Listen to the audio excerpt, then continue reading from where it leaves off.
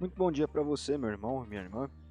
Nosso evangelho de hoje está em Marcos, capítulo 10, dos versículos 35 ao 45, e é aquele trecho famoso onde Tiago e João, os irmãos, pedem a Jesus que ele, ao subir no seu trono lá no céu, deixe que cada um deles se sente, um à direita e um à esquerda.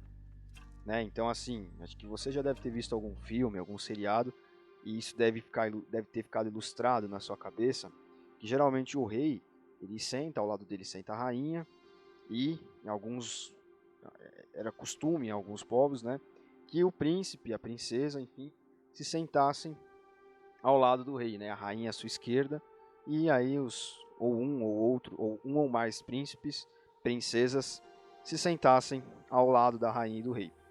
Então, é mais ou menos o que eles pedem. Jesus, quando você for se assentar lá no seu trono, quando você estiver no seu reino, você permita que nós estejamos ali nos lugares de honra, né, do seu reino. Mas o reino de Jesus não é um reino desse mundo, né? Então,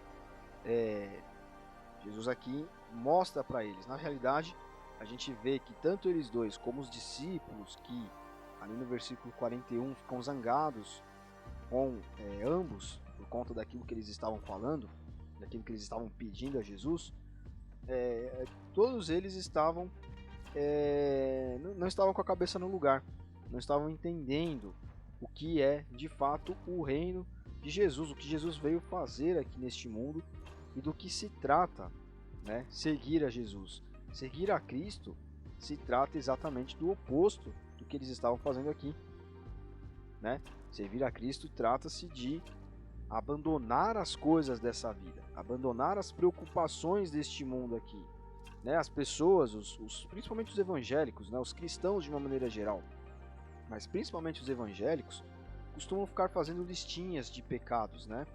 E ficam fiscalizando uns aos outros com as suas listinhas de pecados e elencando coisas que, isso é pecado, aquilo é pecado. Mas a ideia do pecado original, a ideia central do pecado é os seres humanos tentando ocupar o lugar de deuses, né? E como que a gente ocupa o lugar de Deus? A gente ocupa o lugar de Deus tentando ter controle sobre as coisas, tentando colocar a nossa vontade acima da vontade de Deus, fazendo as coisas conforme a nossa cabeça, pela nossa força, né? E o que eles estavam querendo aqui é algo parecido com isso, né? Eles queriam ter proeminência, mas o reino de Deus não é o reino deste mundo aqui, né? O reino deste mundo aqui é o reino da aparência, é o mundo, né, do poder, né? O que é poder? Poder é você fazer com que as pessoas façam as coisas que você quer, né? Façam aquilo que você quer. Isso é ter poder sobre as pessoas, né?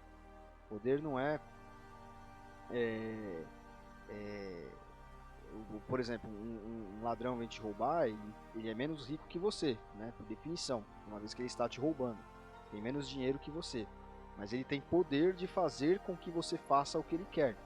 E aí, mediante uma ameaça, com uma faca, com uma arma de fogo, etc.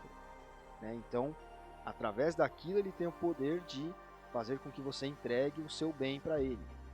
Então, aqui, né, aqui nós temos claramente a visão do pecado, a visão de que muitos cristãos têm, extremamente arraigada nas coisas dessa vida aqui. E o reino de Jesus não é, como nós estávamos dizendo, este mundo não é dessas coisas. E aqui no 42 ele chama todos e diz: como vocês sabem, os governadores dos povos pagãos têm autoridade sobre eles e mandam neles. Mas entre vocês não pode ser assim, pelo contrário. Quem quiser ser importante, que sirva aos outros. Quem quiser ser o primeiro, que seja escravo de todos. Porque até o Filho do Homem, ou seja, até eu, o Cristo, o Messias, não veio para ser, né, não vim para ser servido, mas para servir, dar a sua vida para salvar muita gente. Então aqui está o segredo para aquele que quer ser um bom cristão. Como eu estava dizendo, os evangélicos, em geral, têm ali as suas listinhas de pecados.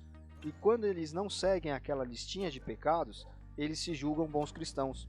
E os moralistas olham para eles e dizem: olha só, é um exemplo de cristão. Porque não bebe, porque não fuma, porque não fala palavrão, porque não isso, não aquilo. Mas aqui está o segredo de uma igreja saudável. Aqui está um segredo, aqui está a resposta para um cristão saudável. Aquele que quer ser o primeiro, que seja o último, que sirva. Então, fica aqui para nós o ensinamento de uma vida cristã saudável, nesse pequeno trecho, esse ensinamento de Jesus aqui, quando os seus discípulos estavam ali brigando por cargos, por posições, por coisas que não dizem respeito ao reino perene de Deus. A igreja existe nesse mundo aqui não para ter as suas divisões eclesiásticas. Eu estou certo, você está errado, então vai cada um para um canto, cada um abre a sua igreja. Ah, não, você é o presbítero fulano, você é o obreiro ciclano, você é o pastor não sei do que, você é o bispo, você é o arcebispo, você é o apóstolo, você é o arcanjo. Quando nós vemos essas coisas e lemos esse texto aqui, nós percebemos como as pessoas estão apegadas ao reino material e estão se esquecendo do reino de Deus, que é o reino perene, o reino imaterial, o reino onde o mais importante tem de ser necessariamente o menos importante, onde aquele que quer ser o primeiro tem que ser o último, aquele que quer ser servido na realidade precisa servir. Isso constitui o reino de Deus. Uma igreja saudável é dessa forma. Um cristão saudável tem essa mentalidade. Não está como João e Tiago, mas dentro desse panorama aqui, dessa dinâmica que Cristo nos ensina aqui, ensinando os apóstolos, corrigindo eles aqui, os discípulos, melhor dizendo, corrigindo os discípulos aqui no momento em que eles se esqueceram, né? Como muitos de nós esquecemos, né? Isso é normal. Se esqueceram daquilo que realmente tem valor, realmente tem importância. Então que nós estejamos apegados a essa palavra, que nós busquemos ser essa igreja, a igreja que serve, o cristão que não está apegado a este mundo, ele esquece de si mesmo em amor aos seus irmãos.